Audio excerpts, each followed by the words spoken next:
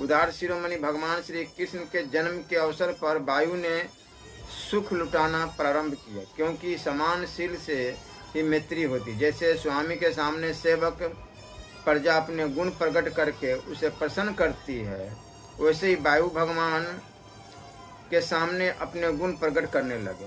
आनंद कंद श्री कृष्णचंद्र के मुखार बिंद पर जब सर्वजनित श्वेत बिंदु आ जाएंगे, तब मैं ही शीतल मंद सुगंध गति से उसे सुखाऊंगा। यह सोचकर पहले से ही वायु सेवा का अभ्यास करने लगा।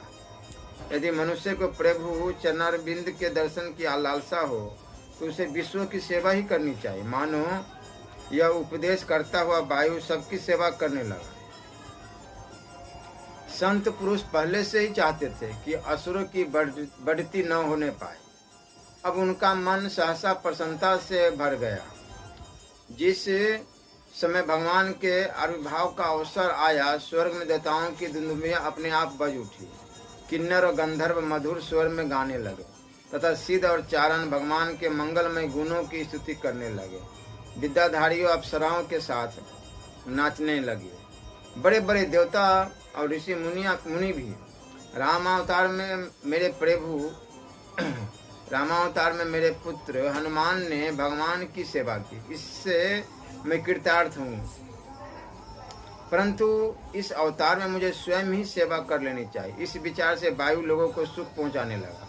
संपूर्ण विश्व के प्राण वायु ने संपूर्ण विश्व की ओर से भगवान के स्वागत समारोह में प्रतिनिधित्व किया। आकाश की एकता, आधारता, विशालता और समता की उपमा तो सदा से ही भगवान के साथ दी जाती रही, परंतु अब उसकी झूठी नीलिमा भी भगवान के अंग से उपमा देने से चरितार्थ हो जाएगी। इसलिए आकाश ने मानो आनंद उत्सव मनाने के लिए नीले चंदोबे में हीरो के समान तारों की झालरें लटका रही है। स्वामी के शुभागमन के अवसर पर जैसे सेवक स्वच्छ वेशभूषा धारण करते हैं और शांत हो जाते हैं, इसी प्रकार आकाश के सब नक्षत्र, ग्रह, तारे शांत एवं निर्मल हो गए। बरकता, अतिचार और शुद्ध युद्ध छोड़कर श्री कृष्ण का स्वागत करने लगे।